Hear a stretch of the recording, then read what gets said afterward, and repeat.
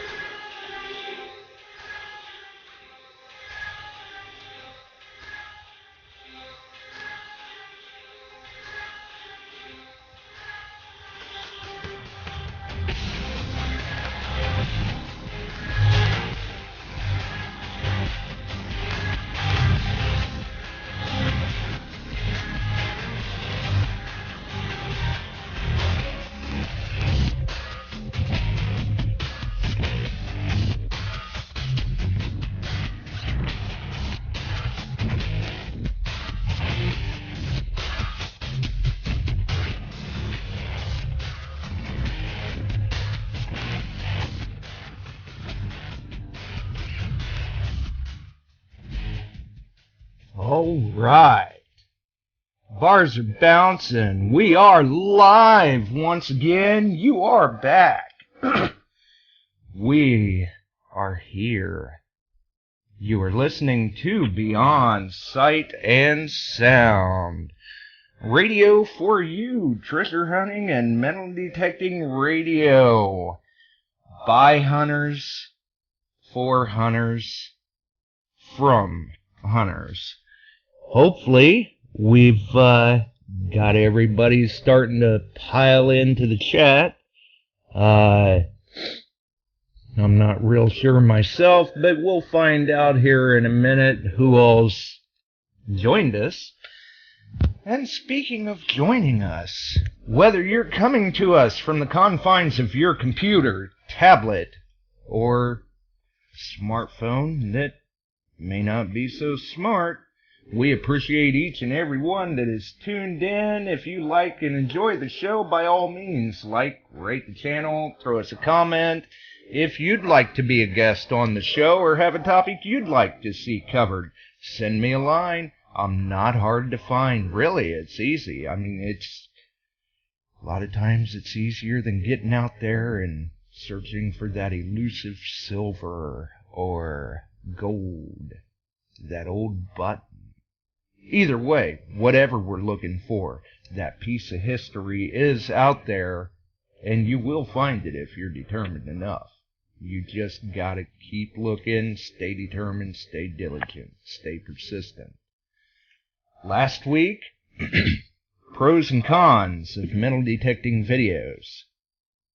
Good topic to cover. I think we worked some good information in.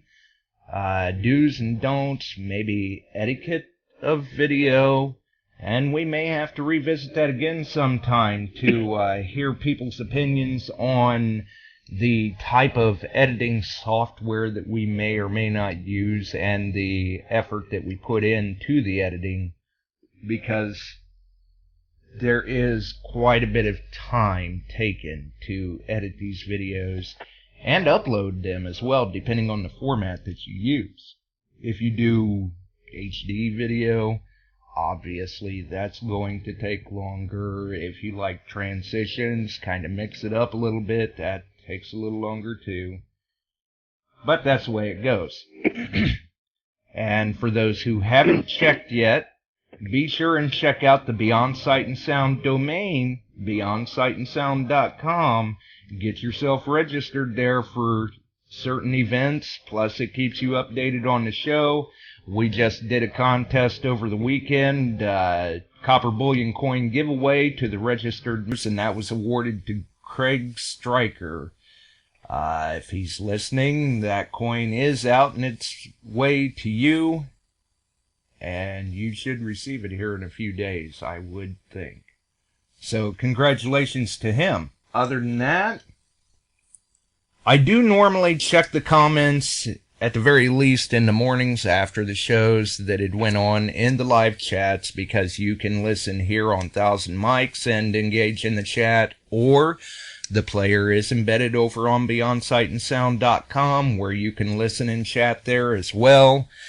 And going through the comments, I happened to see some last week. Would just like to say thanks to Swansea for the great air guitar intro. And, maybe he was in there this week, too. Who knows?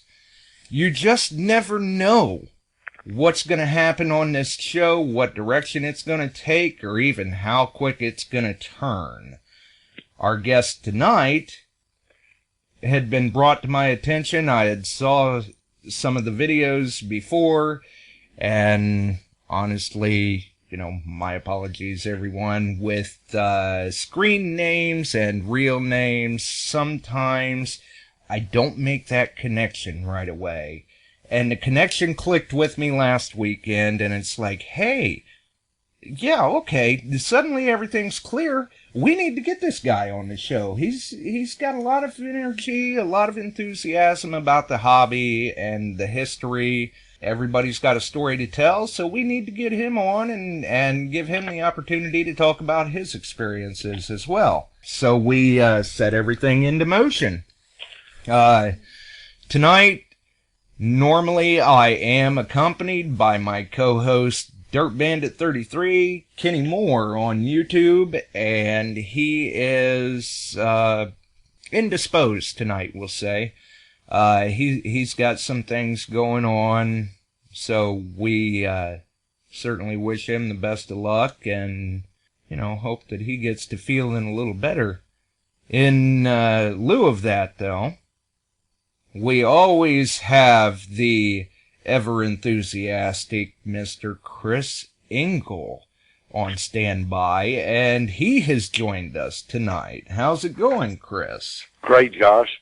Good to be on the show tonight, and agree with you, Kenny. I hope he's doing good. I know he's here in spirit, so that's what counts. Oh yeah, absolutely. And the listeners know it's hard to keep him away from the show, So he's definitely not up for it tonight. So that says a little bit right there, because, good grief, the guy had 2 teeth extracted one morning and still made the show. Yes, he did. He did. So he is definitely passionate about it, and that's good. That's what we like to see here on the show, and those are the type of people that we like to connect with and talk to. Because when you are energetic like that, you are passionate about this hobby and the history within it, it goes a long way. It speaks volumes for character, and when you're finding people like that, not only are we out there trying to do what we can to preserve and recover the history, but we're out there doing it the right way, keeping the hobby in the right light. And you just can never have enough good people like that, especially in a hobby like this. That is so true, Josh. That is so true. And to be a good metal detectorist, to follow the rules and to respect, I think, speaks highly of a lot of the detectorists that are coming up today. I know, even though I've been in and out of the hobby for 50 years, I still, every time I get out, it's like the first time all over again. Oh, yeah, absolutely. And it just, I don't know, people, they see the TV shows, or they hear the radio shows, or they see a magazine on a newsstand and never had anything to do with the hobby, and they just go out and get a detector and think, all right, I'm going to go find gold and silver and Spanish treasure, and it takes more than just going out and buying a detector. Yes. And some people get discouraged easily about it that way. You can't let that happen. And other people, they stay persistent. They start to make some good finds, and they find that they come to realize that it is more. This hobby is more than just going and buying a machine. Hey, I've got a metal detector. No. You know, you take time, you learn that machine, you do your research, you put time in the field. It can be hard work sometimes, a lot of effort. But usually if you're passionate enough about it and you're out there trying, you make those finds that suddenly it all starts to pay off. And before you know it, you're going, hey, wow, I'm making these nice finds. I'm really happy with what I'm doing. I'm happy tracking down this history and stuff. Which brings me to our guest. We had put in a promo, what happens if you've never really heard of detecting, never thought of detecting, and then all of a sudden you stumble across it? Metal detecting videos on YouTube. Great way to tie it into last week's show, right? Yes. But that's exactly what happened with our guest this week. He's a big history buff, and he'll tell us all about it himself. He's on YouTube one day, stumbles across some metal detecting videos, and thinks, hey, I think I might like to try that, you know. And got himself a detector, got out, tried it a little bit, and within a time frame of, I believe, a little over 2 years, he upgraded from an Ace 250 through a couple of other machines, and now currently runs a Minelab CTX 3030. But not only is he doing this, he's making nice finds, he's happy with what he's doing, he's rewarded for his efforts, and he's enjoying history and doing it the right way with the right mindset, the right train of thought. You know, he's listening to the veterans, he's watching the videos, he's getting out there in the field, and he's using his ears more than the screen. You can't put too much faith in VDIs. Some of you may know him from YouTube as Two-Tone Joe. Some of you may know him from Facebook as Joe Toth. Either way, he's taken the time to sit down with us tonight on the show and speak about some of his experiences. So rather than me running on about it, let's get him in here and see what he's got to say. How's it going, Joe? Good evening. Thank you for having me on here. Good evening, Joe. Good evening, Chris. Good evening, Josh. Thanks for having me, guys. Hey, no problem. Not at all. Why don't you go ahead and give the listeners a quick rundown, just exactly how did this all begin for you? What got you into the hobby? What spurred you to go to metal detecting? You know, just like you were saying, I was kind of an in-between in my life. I was, going through YouTube at the point, and I don't know really exactly what I was looking at on YouTube, but it was something along the lines of history, of course, and I run into a video, and I believe it or not, it was one of Bo's videos. And Aqua Chugger. Of course, and this guy's awesome to watch. The things he finds and just the knowledge he obtains is unbelievable. Oh yeah, and he does a great job. He does, and I was like, wow, if this stuff is really in the ground, I've got to find it. And I've had that mindset ever since. Wow, that's awesome. Right. That's just how it is. And like you said, I've always loved history, but I never thought about digging in the ground for it. I always thought history's happened, and it's great to learn about, it's great to know it, but, I'm not going to find history. And I just never had that train of thought. And, I look back and I was like, geez, I could have been doing this way long before now. Yeah. But hey, I'm happy to be into it. And, I like you said, I started off with the 250, and it was a good machine to just get yourself into the hobby, and of course, in 4 weeks I'm hooked. So in about 4 weeks, like I said, I upgraded to an AT Pro, and that just opened my eyes to you actually had a VDI, and you're learning numbers, you're learning tones, and it was just an amazing experience. I wouldn't ever take it back. So. And then, from the AT Pro, how long did you run it before you upgraded again? From the AT Pro, I want to say I had it for, 3 or 4 months. Like I said, this went really, I went really quick into it. Right. Like I've told you, mainly because of a gentleman I hunt with, Eddie from Digging with Eddie. He got these. He always kept getting a machine in the next machine, and I'm looking at this machine. I'm like, oh my goodness, this is a cool machine. I got to try this, and knowing that if I really had to, I could sell that machine and go back to what I did have. So it didn't really bother me. So I'd move on to the next machine, and every machine I loved. I never really got really bummed out by buying a new machine. So, but yeah, and then from the AT Pro, I went to the VX3. A White's machine, and that was a whole different ball game from the AT Pro to VX3. I was kind of getting up into the higher end detectors, so I had a lot of settings to deal with, and it was a huge learning curve. And I can see why a lot of people get frustrated. Oh yeah. And then you ran the VX3 for a short time and jumped to the Etrac, correct? Correct. Yes, and that was just that right there. And I know I said the AT Pro opened my eyes, but that opened my eyes completely. That machine, I just can't say enough about it. What a great machine it was, and that's what made me jump into the Minelabs, full force and full trust into the Minelabs, really. Right, they are definitely good machines.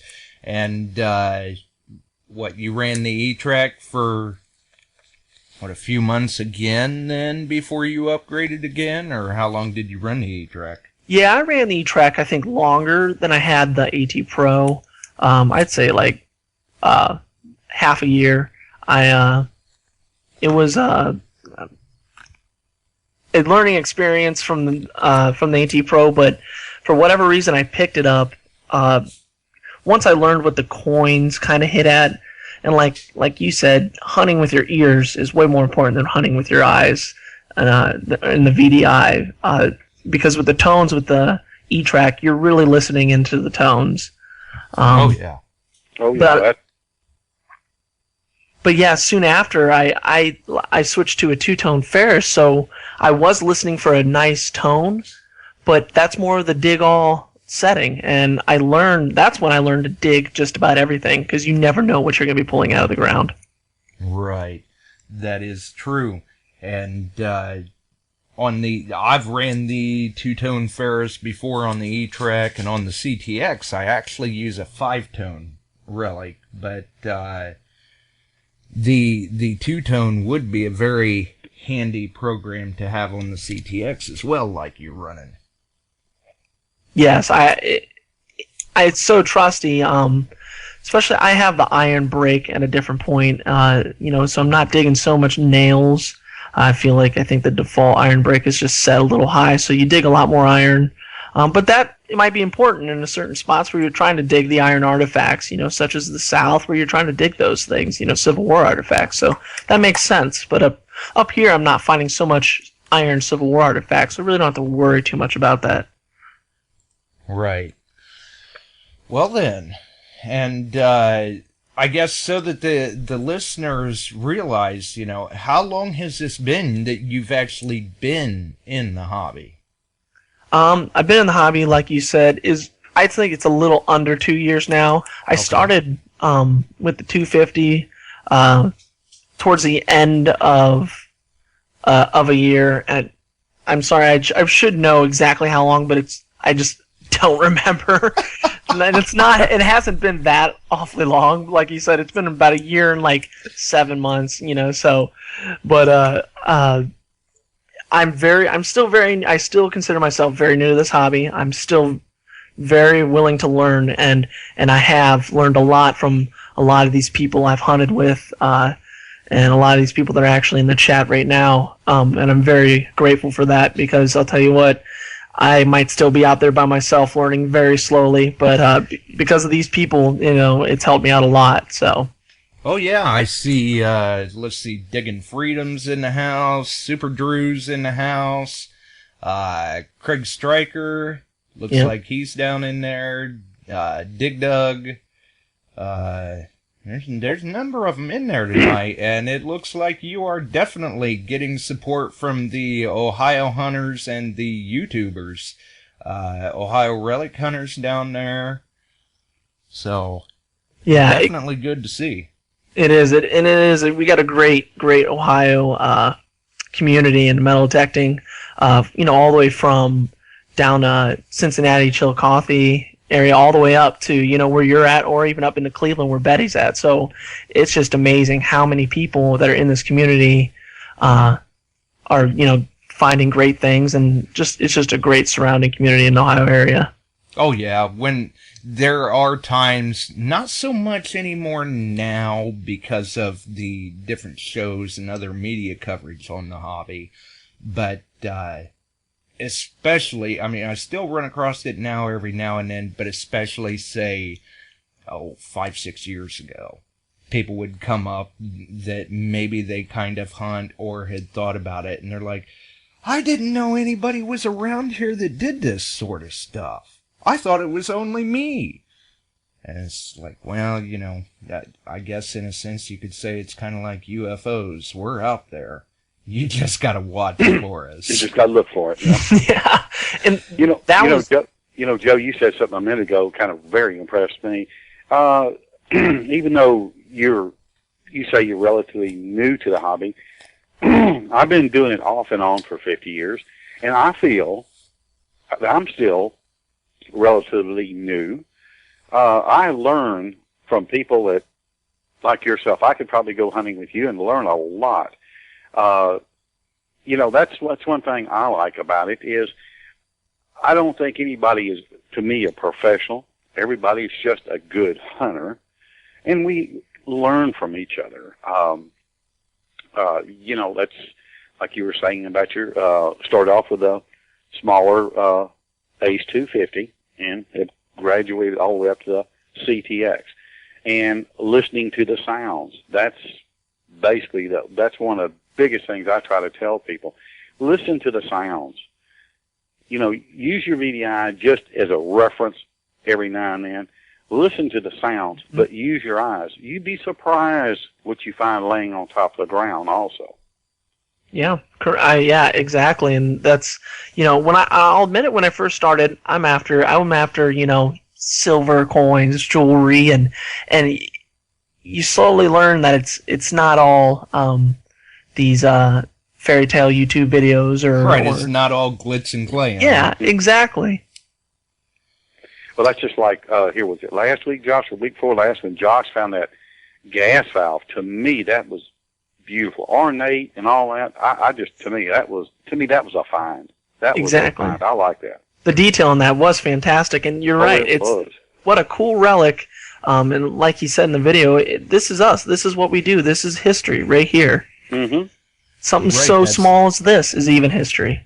Yeah, we really are out digging our history and our past, and it's nice when you do find things like that you, with the technology that we have and the knowledge base from just knowing each other, talking amongst ourselves and whatnot, the knowledge that you're able to acquire to be able to identify that find when you get it out of the ground, or know someone that can. And then you're able to give that little bit of past to it, or that backstory to it. Because if our finds could talk, man, the stories they could tell. Mm-hmm. Oh, exactly, and that's, when it comes to that, I think that's where we're blessed nowadays with the internet. People don't realize back in 70s, and before then, 60s even, obviously you didn't have this internet and this endless information that you can search, and then forums, and then now Facebook making it even more simple than forums are. You get in there and you got endless pages to join and find out what you have found, what it is. So yeah, absolutely. And now used to be, say a buddy of yours found something, it may take 2 weeks before you find out. Exactly. Now, we find something, we post it on Facebook, and bam, you're worldwide. Hundreds of people have just seen that. and been able to identify it if you need help IDing it, or just to say, hey, congratulations, nice find. Exactly, and that's what makes it fun. It makes it fun to share, and there's nothing wrong with showing off, your finds. I think it's exciting, and that's where you got to be excited for people too. And it actually, in the end, when you congratulate someone and you're excited for them, it makes you feel good. It does. Yeah, absolutely, it does. And too, and it's not like when you post a real good find. It's not like you're saying, "Ha ha, look what I found." It's you're saying, "Hey guys, look what I found," and this is how I found it. You really get out there and you educate other detectorists. Right. We're not trying to rub it in. We're just showing people what we found, and in many cases, when other people are showing it, we're just we're fortunate to be a part, to be able to help celebrate, in a sense, in their success or their happiness or their experience. We've got a caller online. Hello, caller. You're on Beyond Sight and Sound. Hey, Josh. How's it going, buddy? It's Super Drew. Oh, hey, Super Drew. Hello, Super Drew. Hey, Joe. How you doing, buddy? Good. How are you? I'm doing great, man. I'm really looking forward to doing some detecting with you this weekend. Yes, exactly. Me and Super Drew and Greg and Bill are all meeting up. We're going to go hit some places, so that'll be a lot of fun. Yeah, I got a few permissions lined up and an old park. Oh, yes. That's good. Yes, and yes, that is Smells Like Silver, Greg. And would this be Ohio Relic Hunter, Bill? Yes, sir. Yes, it is. Wow, sounds like it's going to be a good time. Yeah, it's going to be an all-star hunt, that's for sure. Oh, yeah. Now, somebody's got to be getting some video of that. Oh, hey, I'm going to have my camera ready. Oh, yeah. Same here. There you go. Oh, that's right. Now, you just recently changed cameras, didn't you, Joe? Yeah, it's actually on the way. It's still not here. Last time I checked, it's leaving Chicago, so we'll see if I get it before the weekend. I'm not counting on it. But yeah, I went from a GoPro Hero 3 Plus to a Olympus Tough TG3. I just found the GoPro. I think the GoPro is a great camera for what it is. I think it's made more for fast cars and motorcycles and speed sport things rather than getting close-ups on nice finds. And that's what it was lacking for me, was a focus. It doesn't have a focus point, so. You'll like that Olympus. That's what I'm running now on mine. Okay. And, really? Yep, that TG 83, 830. Rather, it's an older one. But I'm gonna tell you, beautiful pictures. It is just, you will love it. You'll love it. And that's what I saw with this TG3. The big thing about it, their sell point is it's called a microscope mode. And it gets so close and clear. It's awesome. So I thought that would be great for close-ups. And I'm always looking for something better to give to my viewers. That's kind of the way I try to work my channel. Is I ask people. Exactly. Yeah, I ask people. What can make my channel better? I'm all about getting feedback. So I think that's what makes a good channel, anyways. Yeah. Right. I agree with you. Agreed. Yeah. And Drew seems to be doing very, very well with his channel, recently breaking 1,000 subscribers. That is fantastic. Well deserved. Congratulations. Thank you very much, guys. Thank you very much. I'm really proud, and I'm really happy to have finally achieved 1,000.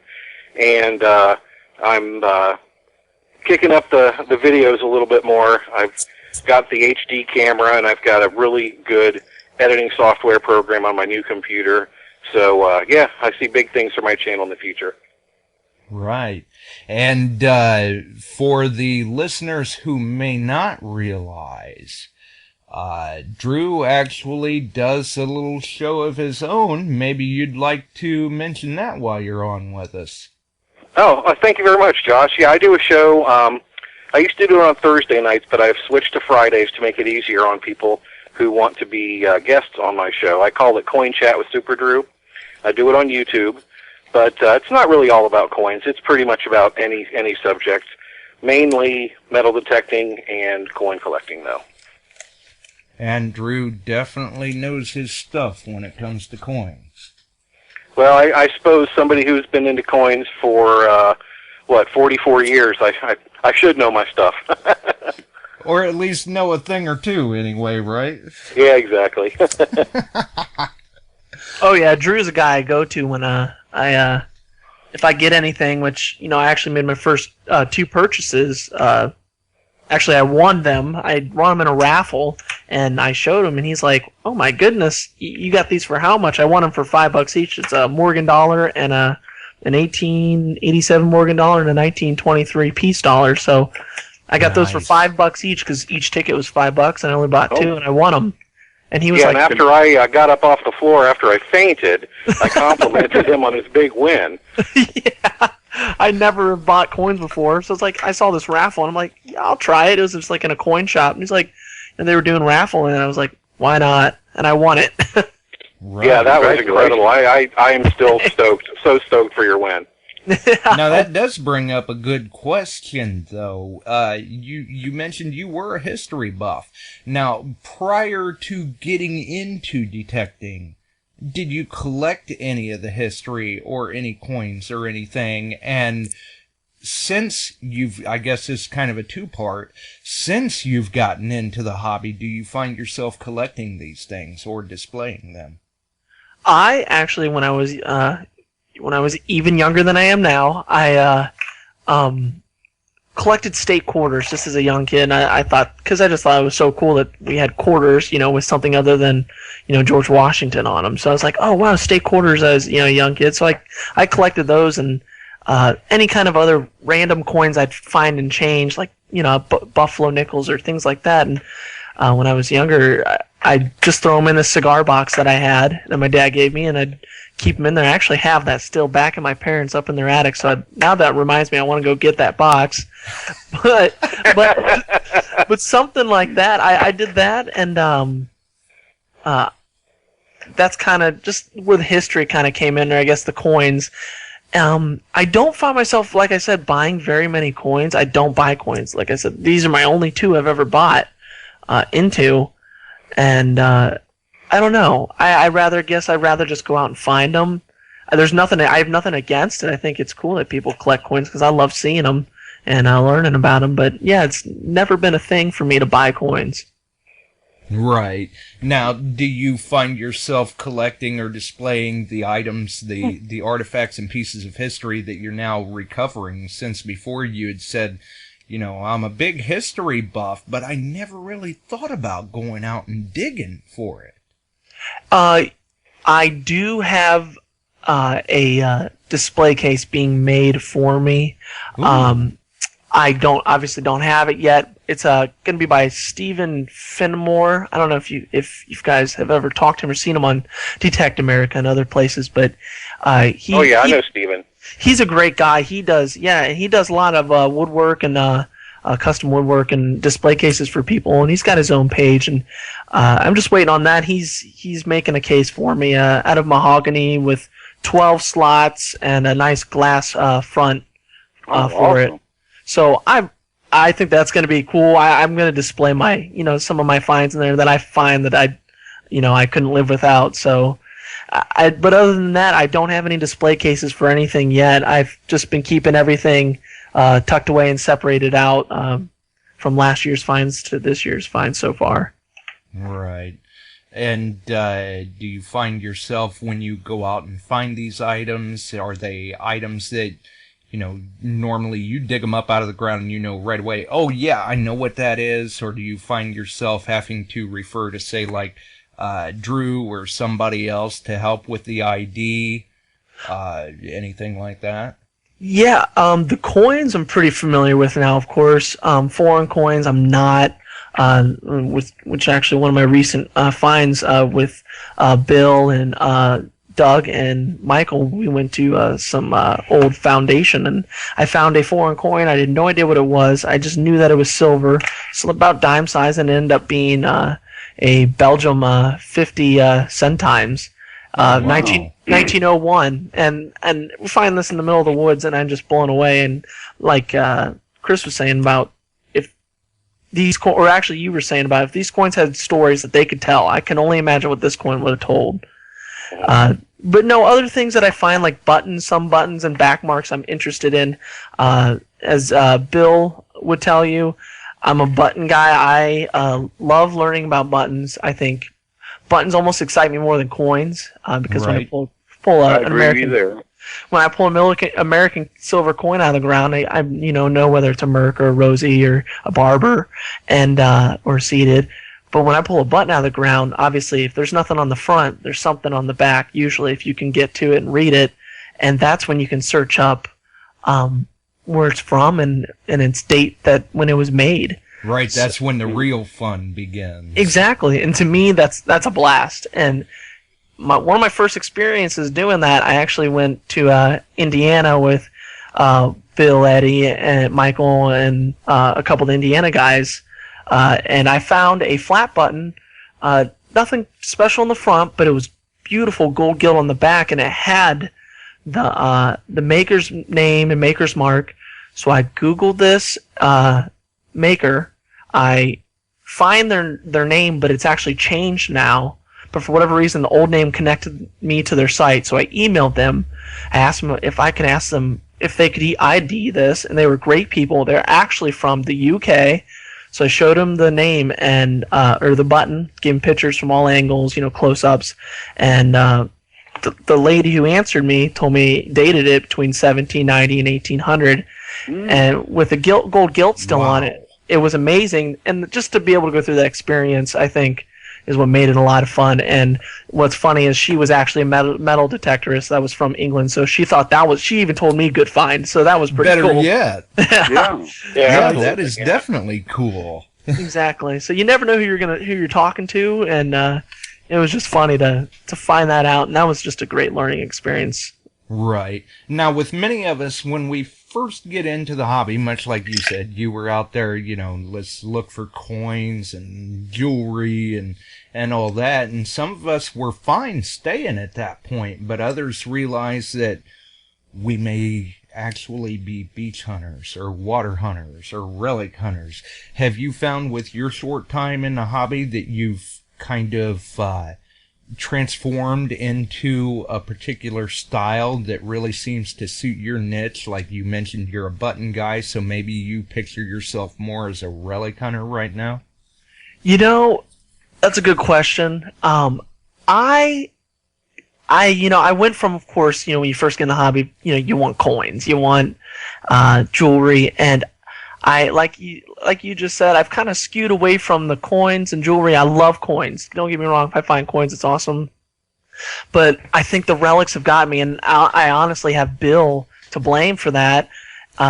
He has shared these sites with me and these foundations and places we've hunted at, and they're the relics that we pulled from these places, such as the buttons, and things like that. It's blown me away. I love it, and I never thought that I would fall in love with buttons.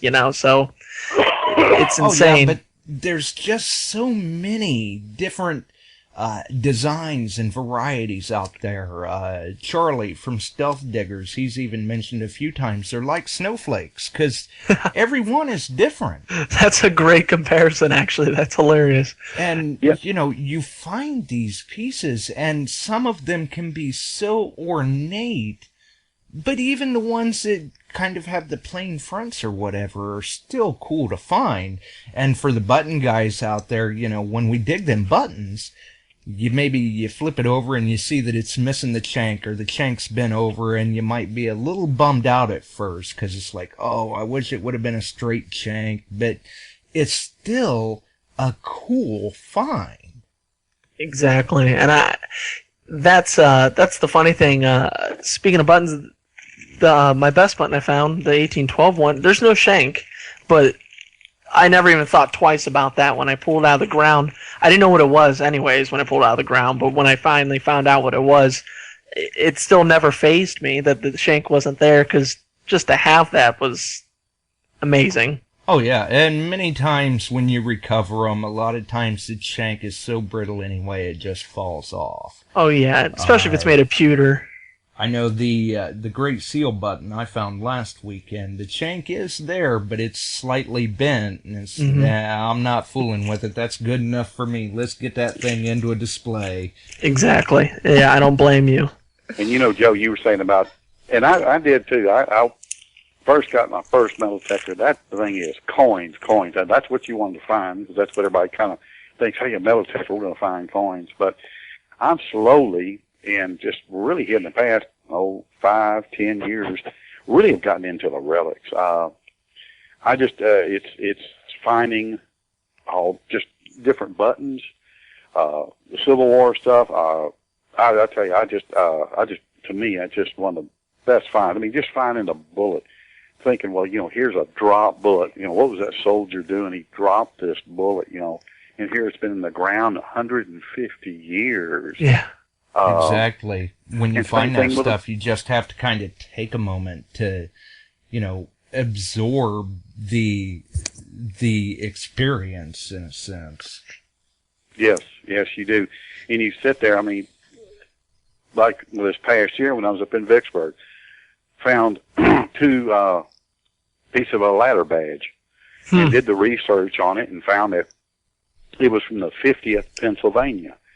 Well, if you look at the map, the battle maps of the Battle of Vicksburg, you don't see the Pennsylvania even mentioned. Well, I've kept researching, and come to find out that they were actually assigned to what they call the Army of the Ohio. Well, now the Ohio Regiment was one of the big regiments there, and found out they were up on what they called Haynes Bluff. And Kenny and I, actually, we were up there hunting, and we just found those, and I knew what I had, but I didn't know what I had, so I called Kenny over there, and he confirmed it. But finding the relics, just a button, I mean, just a cuff button, just a bullet, to me, is just as exciting as finding anything else. I mean, every find to me is exciting. Oh, yeah. And for you, Chris, like you were saying, when you first got into the hobby, you were in a great time, because you figure you were digging up handfuls of silver coins.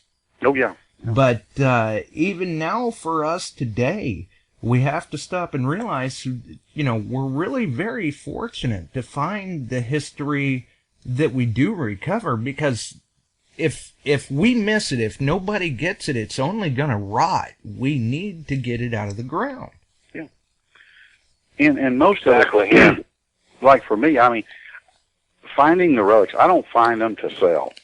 To me, they're a part of history. I'm not going to turn loose of history. I see, I know here in Houston, for example, old buildings. I mean, they're going and been here, since the early 1900s, tearing them down. Well, history's being lost. And to go out and find these relics and to preserve that history, that has to be one of the most exciting things for me in this hobby.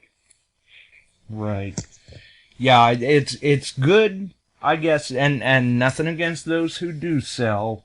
Some people do sell their items. It's good to at least have a general idea, maybe what the item may be valued at, but I don't do that myself to know, hey, okay, I want to sell it. I mean, it all sets here. Yeah, and that's how I am. I know key dates and, to certain coins, of course, 16D Merc and this 1877 Indian head and things like that. It's fun to know that, and there's nothing wrong with knowing the value, but, it does give you the itch every time you show somebody who's not in the hobby what you got, and they go, oh, first thing I say, what's that worth? What's it worth? Yeah. And you just go, in your head, and you're like, not that much. To you, but to me, you just want to sit there and say, "Well, you're missing the point." Yeah, money-wise, it's worth nothing. History-wise, priceless. It's priceless. That's right. Right. There is a difference to many of us between the historic and the intrinsic values, and a lot of times for ourselves, it's not necessarily how much it costs or how much it's worth. Could be worth $2, could be worth $200. We worked for it, we dug it, it's our find, and, we worked hard for it, we were rewarded for it, and we want to keep a hold of it and show it to our friends. Exactly, and Chris hit a point there just a little bit ago about preserving history, and it's up to us to find it before it rots. And that's kind of when I go door to door in some of these old towns and ask permission. Kind of the way I lead to it is tell them, a couple of things I've found, and tell them, really everything I found, it's not worth a bunch money wise, but this is our history, and I'm trying my best to preserve it. And and while I'm doing it, I'm also going to preserve your yard, and I'm not going to destroy your yard. Mm-hmm. And I also tell them I'll show them everything I got, and that's most of the time people are like, okay, no problem, and they enjoy seeing the things, even if they're silver coins. I've showed people silver coins, and they're like, go ahead, keep it, because they don't have any use for it anyways to them. So right. Some of them just like to see what's being found. Exactly, and every once in a while, there's nothing wrong with even if they tell you to keep it, you give them a silver coin, you give them an indie head, because it's from their yard, and most people really, they like that you did that, and the word will spread fast through the neighborhood, believe me, and you get a lot of new spots because of something like that. Right. Now, is that primarily, do you primarily hunt home sites, or where do you primarily hunt? Yeah, I primarily hunt in old towns. Like I will do the history research of a small town and try to find out where all these old houses are. I've been learning from, like I said, from Bill a lot of these old maps, topograph maps, and old county maps are a lot of help. And finding the ages of some of these houses, and I'll use the audit site to find out who owns the house, so I kind of get an idea who they are and find out, and then I'll make my way there, and kind of just, you can't be scared to do that, and that's, I think, another point.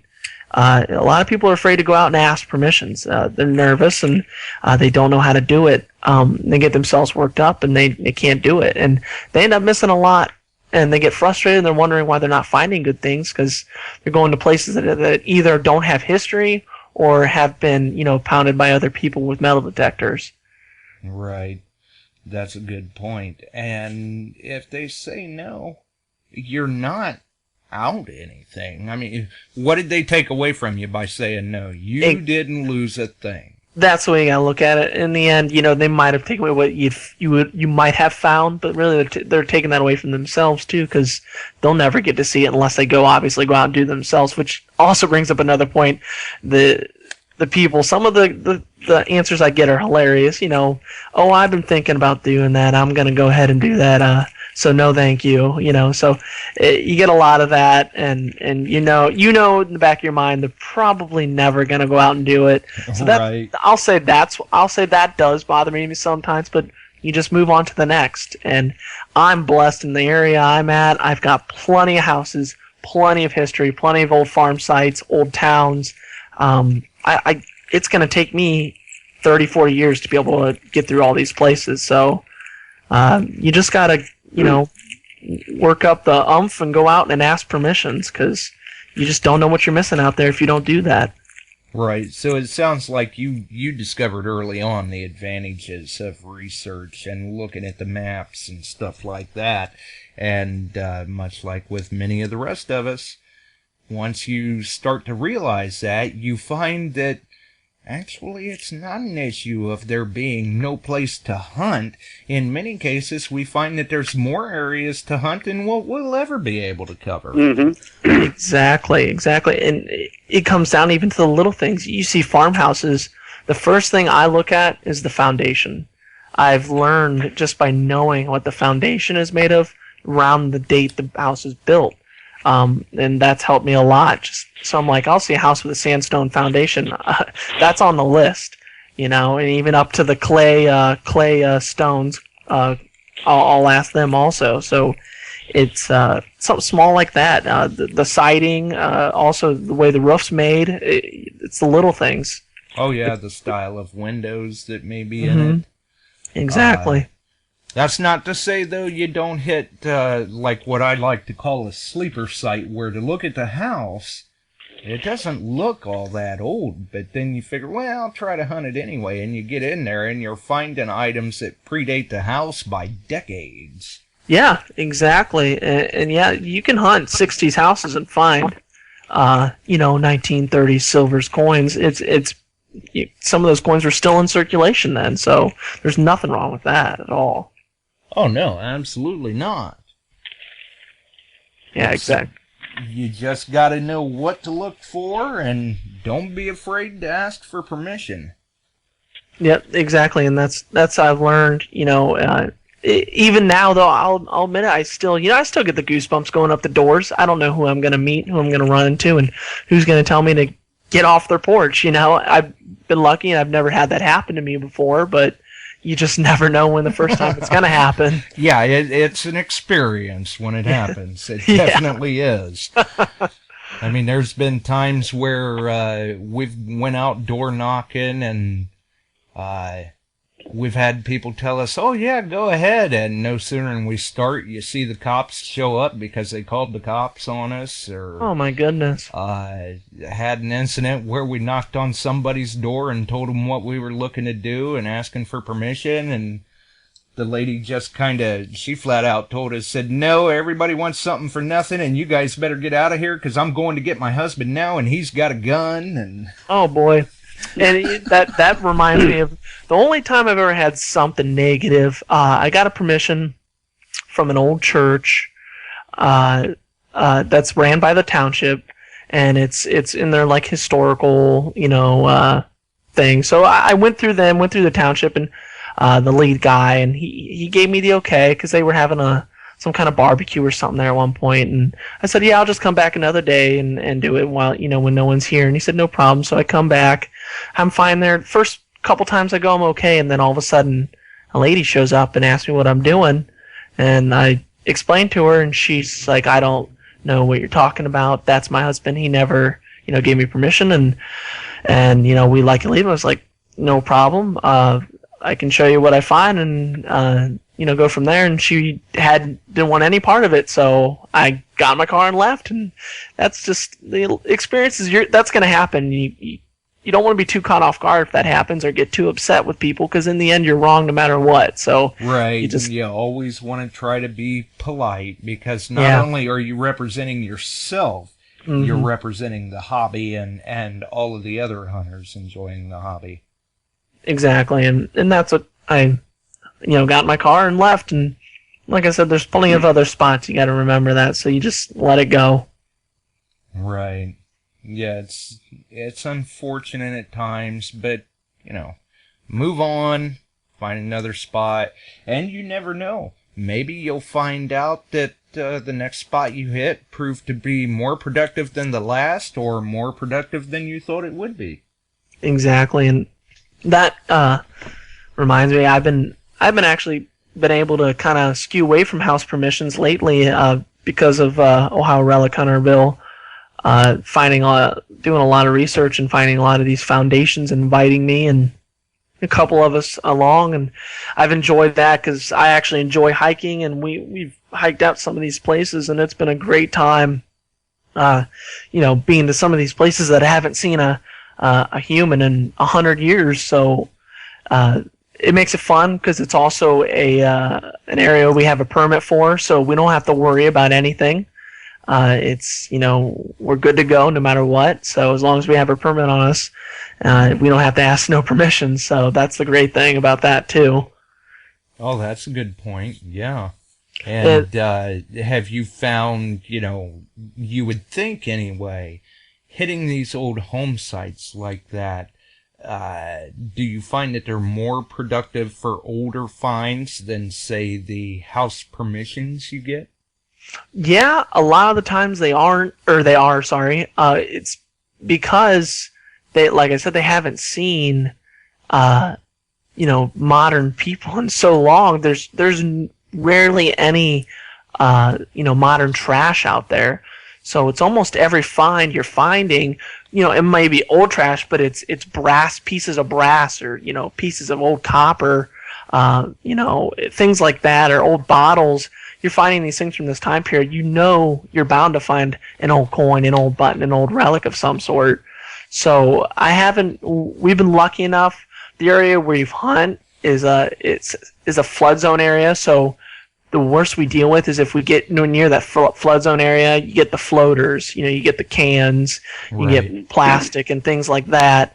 But most of these spots that we hunt deep back in the woods, we're hiking, 35, 40 minutes, 45 minutes back into the woods, and we're away from all society. And to me, that's also a cherry on top, because I don't have to hear anything or anybody around me, and that's my zen, is being out in the middle of the woods. So I enjoy that. Right, nobody coming up and bothering you. What are you doing? Are you finding anything? And what's that worth? Exactly, and I don't mind answering people's questions, and and that's just a hunt I had earlier today.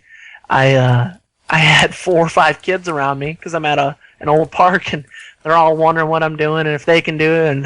And these kids are 5, 6, 7, 8 years old, and it's a little local park next to a bunch of houses, so just neighborhood kids, and they're all little innocent kids asking questions. But then after a while, I kind of throw the headphones in and sprint the other way. So right. it's not their fault. They're just little kids wandering, but you're like, okay, I'd like to get back to what I'm doing here. Yeah, exactly. I know. We're probably all guilty of, at one point in time or another, pretending we can't hear someone because of the headphones. And thank God for the headphones, exactly, because, if you don't have headphones on, you might be screwed, so. Yeah, I know last weekend I had a few people coming up to me like that, and the first group, it was like, no,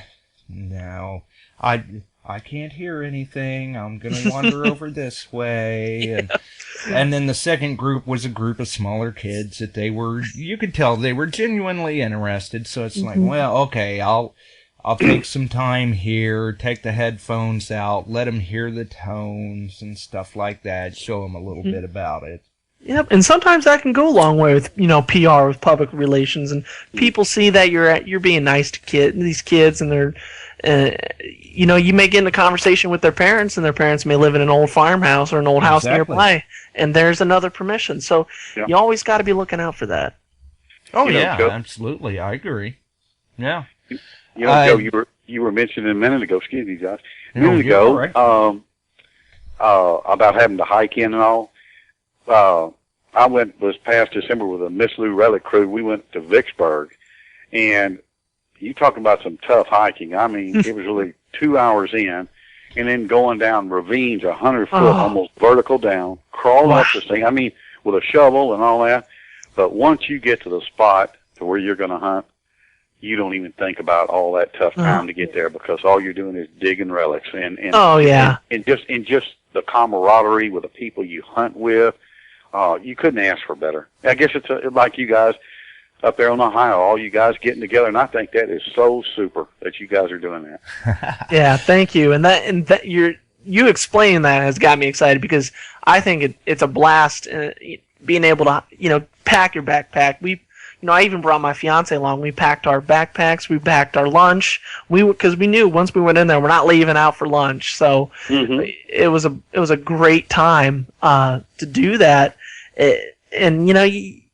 I think the day before you get all the jitters because you got you're like, what supplies do I want to pack? I even packed a little thing of Neosporin and Band-Aids and ibuprofen. Oh, yeah. You just don't know, but I think that's the fun of it. And then you go and do it, and you're just having a blast. Right. 7793, you're on Beyond Sight and Sound. Hey guys, just wanted to who do we call have? in. Oh, that sounds familiar. Yeah, I just wanted to call in and ask Joe, see how many of my spots he's actually getting into. How you doing, Bill? Yeah, I was going to say, sounds like we've got Ohio Relic Hunter on the line. Oh, hey, yeah. Bill. Yeah, I had to call in and show some support for a good friend of mine, and just to let you know, when he said learning curve, his learning curve was about 5 minutes. He's just awesome with that 30-30. So, I have to go out, and I'm holding up the quotes here, scouting my own spots for about 2 weeks before I can invite him, because I want to find some stuff too. I'll get it before he gets in there and snags it, huh? Yeah, and that's the great thing about it is he is so Bill's a great guy. He's shared these spots, without a thought, and I don't blame him. He finds them, he scouts them. You take all you want out of there. I'm just grateful to be able to join him along and hunt these historic spots with him. Oh yeah, Yeah. It's the camaraderie, being able to get out there with friends, like-minded individuals who enjoy the same thing like this.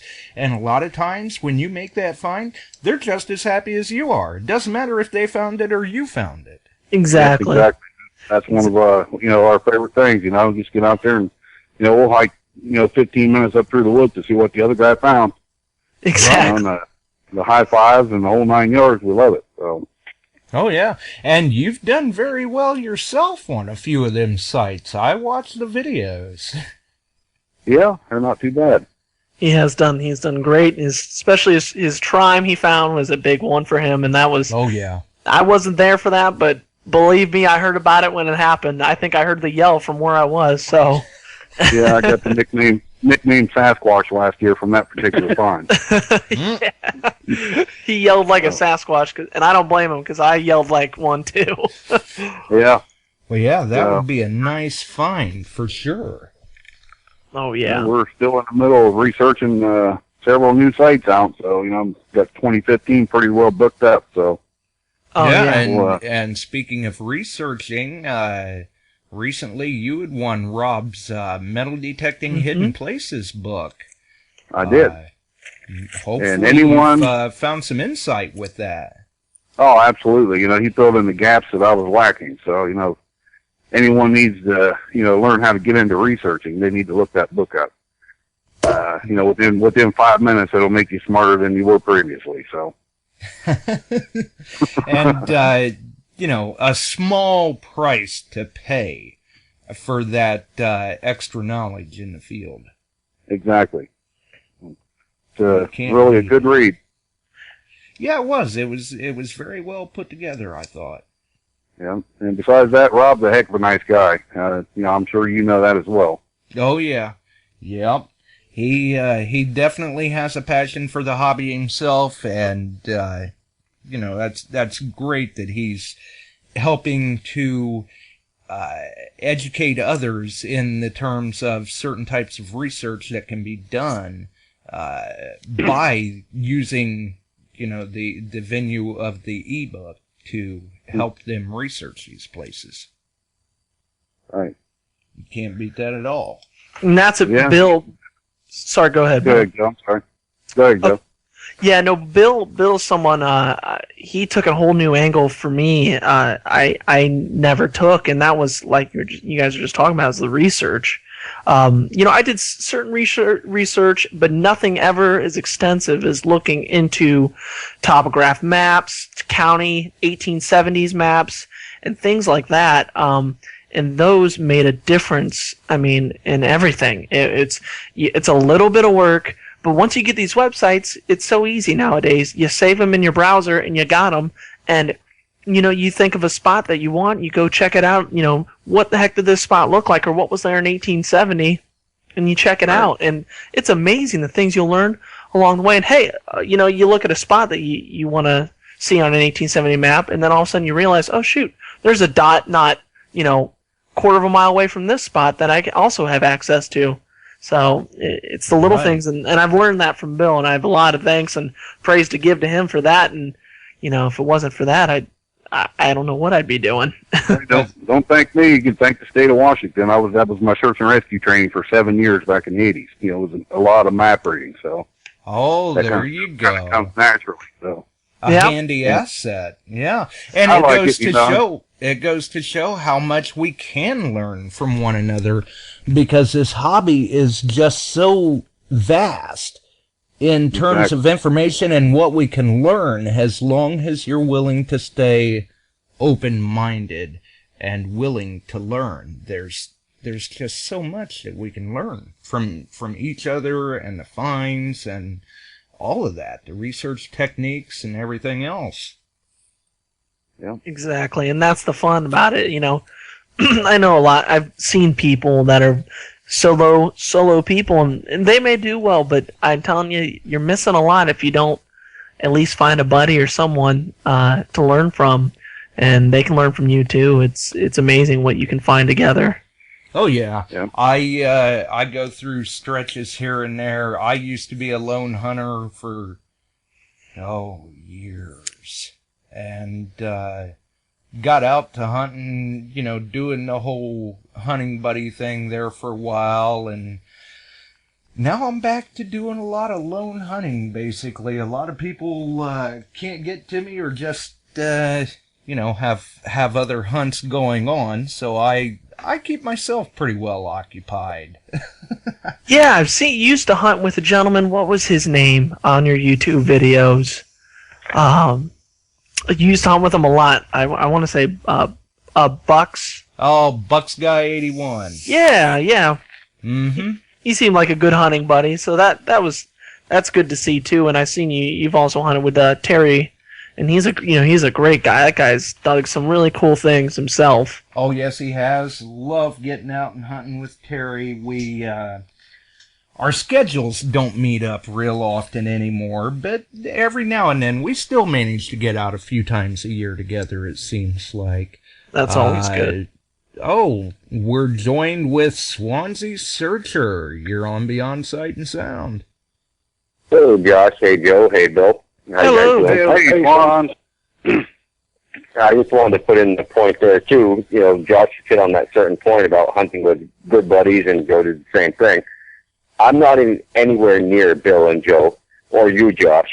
You guys are all out in Ohio, and I'm here in New Hampshire, but still, the camaraderie across the states and giving advice and going back and forth. I talk to Bill all the time. I text back and forth to everybody on Facebook. It's amazing how much people are willing to help each other. It kills me. Oh, yeah, absolutely. I mean, when I see you out there making finds and posting them, or the stealth diggers out digging and stuff, I'm just thrilled for the things that everybody's finding. It's great. I just love the fact that people are willing to help each other. That's an amazing thing in this hobby. Was when I first started, I was a loner, like Joe was saying himself. I stuck to myself, but then after meeting so many different people online, you never meet these people face to face, which I hope Joe and Bill plan on coming up to my neighborhood this coming summer. Hey, we're coming, buddy. Yes, we are. We're waiting on your graduation anytime, but still, even then, the camaraderie back and forth, it's not a competition to me by any means. I want to see somebody find something cool, and you guys are definitely welcome to all of my house sites that I have, or the farm fields and my potato farm in Northfield, Massachusetts, all these other places. I love seeing that stuff. It's too seldom in between, as opposed to the other people looking at it as a competition. I can't stand that. Swans, right. That was Swans, that was well put. I tell you, it's the camaraderie across state lines. I mean, like us talking and on the chat, it's just that. It's the sharing to me that just means so much. Oh, yeah, it really is breaking down boundaries. I mean, walks of life, states, countries, languages, we all have that same common interest that brings us all together. Yeah. Well, you got that right, Josh. The only thing that I can say that is the language barrier between Ohio and New Hampshire is totally different. Absolutely. I agree with you on that. I can't understand you half the time with your accent up there. Yeah, I was going to say, try talking to them Massachusetts hunters. The R must have ran away. Yeah, the R ran away, but up a little bit north of that in New Hampshire, that we dictate our R's, but the people in Ohio, I'm not really sure what language they speak. It's not quite French, it's not quite Spanish, but it's called Appalachia. I can't grasp. Oh, that's what it is. It's the Appalachian Mountain Folk. Yeah, Exactly. Yeah, my wife has said before, she's like, I don't get you. You've never really been to the South, but you've got a Southern twang in your voice sometimes. You're weird. Yeah, well, correct. My wife's from Louisiana, and I can understand her better. Well, my individual situation, somehow over the last 5 years, I lost my S's. I really have to empathize with that. And I have no idea where that came from, but I throw all my words into one sentence, so there is no punctuation in my world. So I have no idea where that came from. Just woke up one morning and it was gone. Yeah, I think they actually have an ism for that somewhere, I believe. Right? I can't remember what it's called now, but I definitely have it. It's called bubonics, Bill. Something like that. I saw a commercial on TV the other day, and I know I'm suffering from at least 50 of the side effects. That sounds pretty serious. Yeah. But you know how you fix a lot of that stuff is you get out digging. Exactly. That's it. That's the common language between detectorists. It doesn't matter how you speak it or how you say it. We're all in the relative same situation at that point. Yeah, exactly. It doesn't matter what walk of life you come from or what detector you use. We all speak relic. Yep. And one thing's for sure, the heckling goes above and beyond when we're out in the field. We refrain ourselves on your show, Josh. You're welcome. Oh yeah, it can definitely get bad out in the field sometimes. I know there's been different videos that I've had where I've had to go through and do quite a bit of editing to get it up onto YouTube where it's family friendly, so to speak. Right. If you're not heckling, you're not detecting. That's right. And it gets sometimes. Some people just make it so easy. They walk right into it, and then they're just dumbstruck when you slap them with it. Oh, yeah. That is one of the hardest things I have doing is keeping my YouTube channel kid-friendly, and I try to do that. There might be some innuendos in there. Right. It is what it is. If I lose a subscriber, I lose subscribers, the way I've kind of come to it now.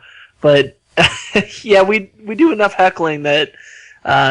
you might offend someone here or there, but hey, is what it is. Live free or die is kind of the way I look at it too now. Exactly. So. If you're going to get out there, you might as well make sure you're having a good time. Yeah, and that's the way you want to do it. You want to have fun, especially if you're making videos. You want to have fun doing it at the same time as you're having fun hunting. So.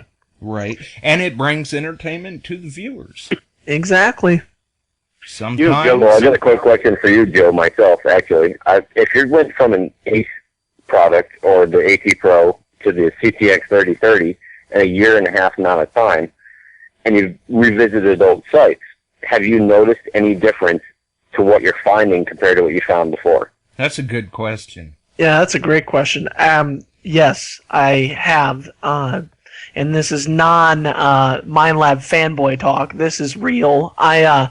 From the AT Pro, and that's where, like I said, with the Etrac actually, is what opened my eyes. I went back with my Etrac to the spots that I've hit with my AT Pro multiple times. So it wasn't just a one-time hit with the AT Pro, but multiple times. And I did that purposely because when I first got the Etrac, I kind of wanted to learn it, but I think it's a good idea to go to these hit spots that I've hit before, so I'm not getting overwhelmed with targets. So, yeah, I still have the picture on my phone, but my first 2 weeks with the Etrac on only spots I've hit, I found, my first ever two silver half dollars, barber half dollars, that I walked right over. And you know what? I'm not blaming the machine because the machine's a great machine, the AT Pro. I was dumbfounded. I don't know how to explain how. I don't know if it's because of the iron I gnawed over it or what, but right, you're going, how did I miss a coin this way? And that's exactly, and that's what I did. And I did the same thing with the Etrac moving on to the CTX, like I was talking to you earlier, Josh, with large sense at a spot that I hit with the AT Pro and the Etrac. The old school Bill would know. We went back there with the CTXs and just cleaned house when we thought this place was done for. And it was just, I think maybe it's recovery speed and just being able, this machine's just great in the iron. And then the program I run, it's either conductive or it's not conductive, or it's ferrous. So it simplified it for me when I'm trying to clean out a spot and find these deep iron surrounded targets, or even, 4 or 5 inch targets, but they're still surrounded by iron, and I get a conductive tone. I'm digging the plug. It may be the size of a moon crater, but I'm gonna find it. Right. Now, another good thing to add to that question would be, through your experience with these various machines that you have you noticed an increase in depth capability through the machines? Yeah, that's a great question, Josh. Yes. I did run the AT Pro at full sensitivity, so it was never an issue there. But I from the AT Pro, I'm gonna skip the VX3, but from the AT Pro to the Etrac, I definitely noticed a difference in depth. The Etrac was it reached deep, and I did use the standard coil on my AT Pro most of the time. I wasn't a big fan of the smart coil. I think it's a great coil, but I felt there was a depth loss to me. But it does get in between the iron, I think, a little better, but the depth loss kind of skewed me away from it. But the Etrac, I felt like it reached to these coins that couldn't exactly be reached. And, I actually did a good test recently with a guy with an AT Pro. He walked up to me and wanted to test it, so it's not like I wanted to put in his face or anything, but he walked up to me. I had a great signal. It was definitely a silver dime. I had one of those things, and I was like, he had the small coil on too, and he tried it out, and he didn't get a peep.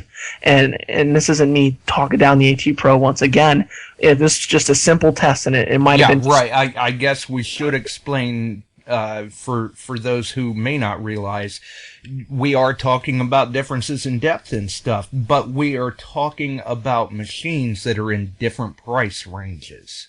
Yeah, exactly, and it was amazing, and it ended up being a silver dime, and it kind of opened my eyes again, and that was just recently with the CTX. I'm like, I felt it just reassured me, okay. I'm getting the depth I want to get. Even in with the Minelabs, you have an automatic setting. I run mine with an automatic when I'm in a new site because it keeps the chatter down. So I like that, and I still hit 8, 9, 10 inch silver coins or old nickels or wheat pennies or Indian heads. So yes, I do see a difference from going from an AT Pro to an Etrac or CTX in depth difference. But yeah, yeah. And that's not to say that the AT Pro is a bad machine. People have to realize that we are, in fact, talking about two different machines. Different price ranges. You can't go out and buy, say, an Ace 250 and expect it to perform like a CTX. Yeah, exactly. Two entirely different price ranges. Yeah, exactly. And in the end, it's like, everybody said, you got to put your coil over it, and your machine's got to see it. If your machine doesn't see it and you don't put the coil over it, you're not digging it. And that's just plain and simple. It's not putting down anybody's machines at all. Yeah, they will all find metal, and ultimately you just have to find what works best for you in your particular situation and what you're comfortable with. Exactly. And it all boils down to is knowing your machine. Yeah. Oh, absolutely. That's what you got to know your machine. Yes. Absolutely. Yep. You have to take the time to learn that machine. Mm-hmm. Yep. Get out there. For a while, I was going through so many machines that I couldn't get onto one. I've literally had thousands of metal detectors over the years. Buy, sell, and trade in the whole 9 yards. And about 5 years ago, really started using the AT Pro, and this is the one I'm sticking with now. He just suits my needs perfectly. So. Yeah, and it does well for you. Absolutely. Exactly. Yeah. I've seen some of them places you've been hunting and heard you mention you've pulled a number of silver coins out of them. Oh yeah. Yeah. Just got another one today, as a matter of fact, out of the same spots. Yep, wow. He's got an original honey hole that he has hit over and over and over again, and he's invited me. And every time we go there, Bill knows we find something, and that's the fun thing about it. No matter what you're using, if you find that spot where we've missed or we didn't swing over, we didn't decide to dig, and you decide to dig, and you get this thing you never thought was still here. So it's insane. Even these spots you might think are hunted out, they're really not. Yeah, it just goes to show nothing's truly hunted out. You know, come at it from a different angle, maybe a different coil, a different machine, different ground perspective or conditions. technique, the ground conditions. Yeah, when it's dry, when it's moist. You know, different settings. You just never know. I was soaked to the bone out there today, but that's why I went, because it was raining. Mm-hmm. Oh, yeah, I've heard you mention in your videos before you like to get out and hunt when it's raining. Yep. I prefer rain videos every time. Mm-hmm. That's one of the nice advantages of that AT Pro. You don't have to worry about if you get caught in a downpour or something. Exactly. Exactly. Number one selling point for me. That's like with the CTX. It's like, oh, hey, you know, with the Etrac, if I got caught in a downpour, I had to run for cover because I don't want a $1,200 machine getting soaked. No. And with the CTX, it's like, yeah, it's raining. Who cares? Yeah, Joe and Eddie had a good remedy for the E-Tracs when they were running those for a while. Yeah, we hunted in the rain several times. And it was, what was that, Joe? Buckeye ice bag? Yeah, tied off at the bottom of the control box. Worked great. Yeah. Exactly. Yeah, that's true. That does take care of it, too, especially if you don't really use the display a whole lot anyway. Yeah, right. Exactly. I actually had that on my VX3, Bill, was on the control box was the ice bag, because that's where the, but yeah, no, it was actually hilarious, because it looked hilarious. It worked. Yeah, we only had to run to the car, 2 or 3 times that day, but we stuck with it. Yes, we did. All right. Joe, before I jump off here, Tar Heel Digging just asked, Joe, what's your next machine you're going to use? That's hilarious. I don't know. You know, what's funny is I don't think I'm going anywhere from here right now, you know, unless they make a CTX 6060, and then we'll be going from there. But I don't see it happening anytime soon. Right. Go GPZ 7000, Joe. You got to step up now, buddy. Yeah, $10,000 will never happen. Save those pennies. Yeah, exactly. Yeah. Clad's being saved right now. You better get yourself. Make sure to save a little extra to get yourself a big shovel. Yeah, exactly. Or maybe a bobcat or a backhoe, one or the other. Oh yeah. Right. Yeah. Yeah, definitely. That thing has got to go deep.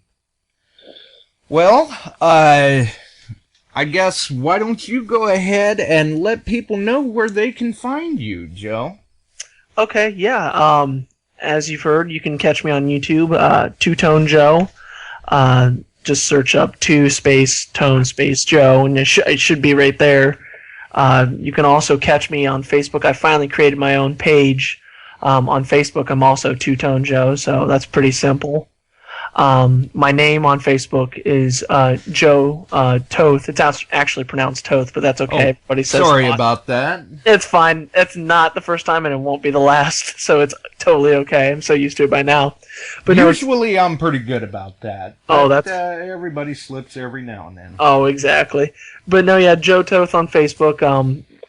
If you're not the adding type, go ahead and just join my Facebook page, and it's just like every other Facebook page, posting your finds and anything like that. And I'm actually running a little bit of I guess a contest, not a contest, but a giveaway. First 100 subscribers. My video's on there, so you can learn about that if you get on there. So, but yeah, I've been making some videos lately and trying to keep up with it. I don't have a set day to make videos, so I'm not all that organized like some people. But I try to get a video on there at least once a week or once every other week, and just keep my subscribers entertained. So I have a fun time doing it. There you go. Oh, you can also catch us at Ohio Dirt Diggers too. That's another page I've been on since I've been doing this hobby. So it's another great page for people. And Ohio Relic Hunters is another one that Bill runs. So really good page. Oh yeah, great group of people over there on Ohio Relic Hunter and the Ohio Dirt Digger page. Good time. Yeah, good definitely. Guy. Hey, I know we're running out of time here, Josh, so I'm going to go ahead and hang up. I called in pretty late. And Joe, great show. Josh, obviously a great show. And Chris, it was actually good to hear you in there in the background. Yeah, glad to hear you, Swans. This is actually Bill. No, this is Bill. Oh, Bill. Okay, I thought Swans. And always good to hear from Swans on a daily basis. So yeah. Oh yeah, thank you, Bill. Hey, good night, guys. Appreciate it. Take care, Can't wait Bill. till Saturday, Good night, Bill. And Josh, can't wait till next Wednesday. Listen to your next show. We'll see you guys later. All right, we'll see you, Bill. And special shout out to Bill too. That the listeners can see there. Bill actually brought Joe to my attention last weekend, and that's when I made the connection of the two personalities, and got in contact with him to get him on the show. And it goes to show you, Bill's like, hey, I think this guy might be pretty cool to hear. Check him out. And it's, oh, hey, I've seen his videos and stuff. Yeah, let's get this done. So the messages do not fall on deaf ears. Well, I'm going to tell you the same thing, Josh, before I get off the phone.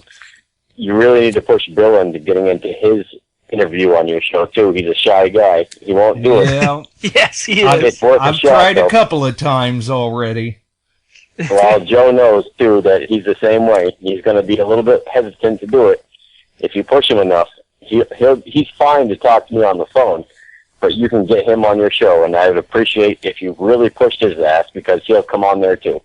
Well, see, and we're getting him to warm up a little bit. He was on for a while tonight. Exactly. Baby steps. So, it's not too far off. You can get him on the show, too.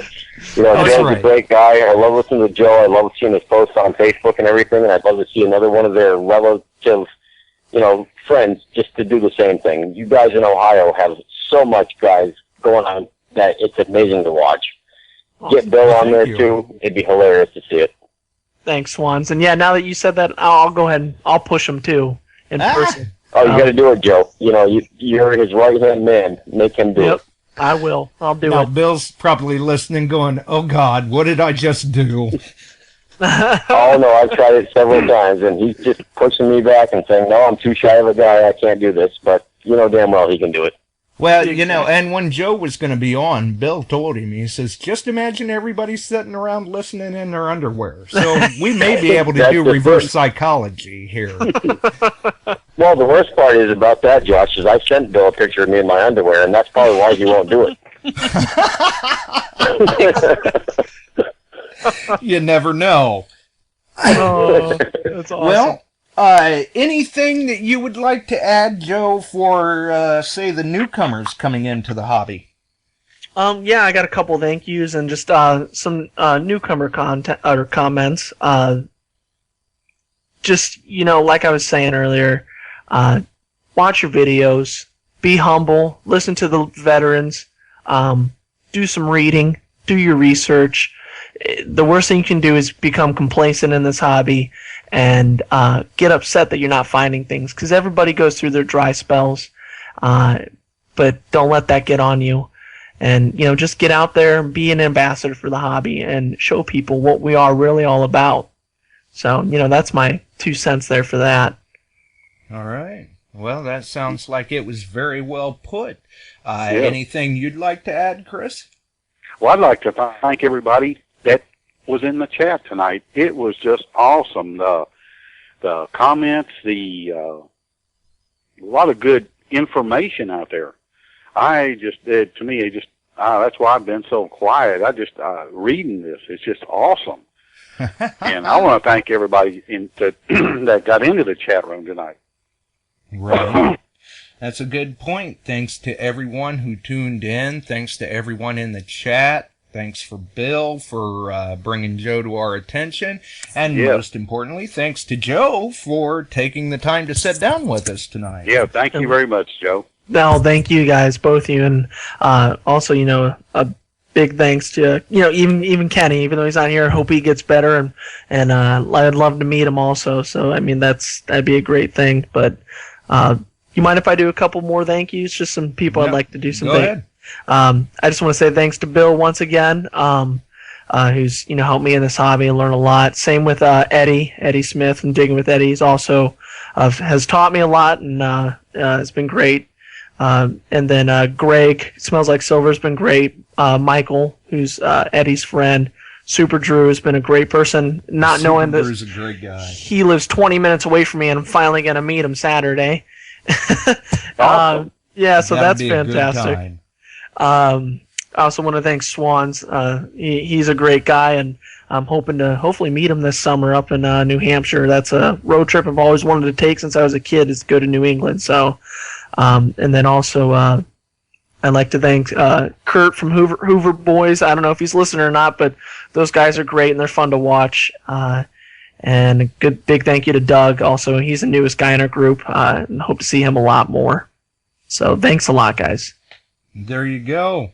And for everyone else, if you've enjoyed the show, like, rate the channel, throw us a line. If you've got a topic you'd like to hear or even a guest, hey, drop me a line. We'll see what we can do. We got Joe on. And, check out Joe's channel, Two Tone Joe. Check out Ohio Metal Detecting on YouTube. And other than that, it's been great, folks.